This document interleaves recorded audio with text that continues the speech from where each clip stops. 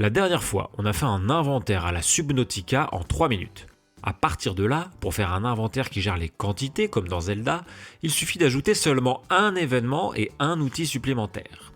Le but, ça va être de structurer chaque ligne de la liste pour la diviser en 2 sous-parties qu'on appelle les enfants de la structure, une pour le nom de l'objet et l'autre pour la quantité d'objets.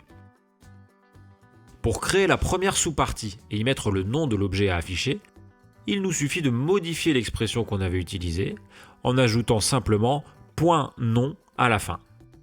Si on regarde dans le debugger, déjà on peut voir que GDevelop a créé tout seul la structure. Chaque ligne a maintenant une sous-partie qui s'appelle nom. Ensuite, pour afficher les quantités, on fait comme pour les cases. Un objet texte pour chacune qu'on va numéroter avec une variable d'objet. 0, 1, 2, etc. Et on va aller chercher dans la liste la ligne qui a le même numéro que le texte et la sous-partie, c'est-à-dire l'enfant, qui indique la quantité d'objets déjà ramassés. Voilà, maintenant on va pouvoir commencer à gérer les quantités. Quand on ajoute un objet, on doit simplement augmenter la quantité de 1 dans la sous-partie de la ligne.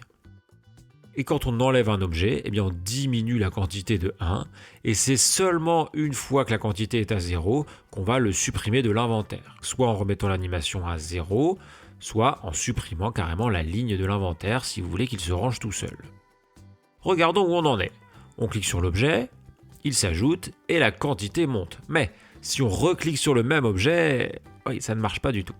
Avant de prendre une nouvelle place libre, il faut d'abord vérifier que l'objet n'est pas déjà dans l'inventaire. Pour ça, on va ajouter notre dernier événement. Si on clique sur un objet, on commence par regarder s'il n'y a pas déjà une case qui a cette animation de l'objet sur lequel on vient de cliquer. Si c'est le cas, on ajoute juste 1 à la quantité et on supprime l'objet. Ensuite, on va revérifier si le curseur est toujours sur l'objet. Parce que s'il est toujours sur l'objet, si l'objet n'a pas été supprimé, c'est qu'il n'est pas déjà dans l'inventaire. Et donc c'est seulement là qu'on va chercher une case vide. Et voilà, vous avez un inventaire à la Zelda qui gère les quantités. Si vous préférez un inventaire qui permet de déplacer les objets, allez voir cette autre vidéo que j'ai faite. Si vous l'avez déjà vu et que vous voulez un inventaire complet qui gère les quantités et qui permet de déplacer les objets comme dans Minecraft, allez voir la dernière vidéo de cette série sur ma chaîne et profitez-en pour vous abonner. Si ce tuto vous a plu, n'oubliez pas de le liker et de le partager. Et moi je vous dis à la prochaine.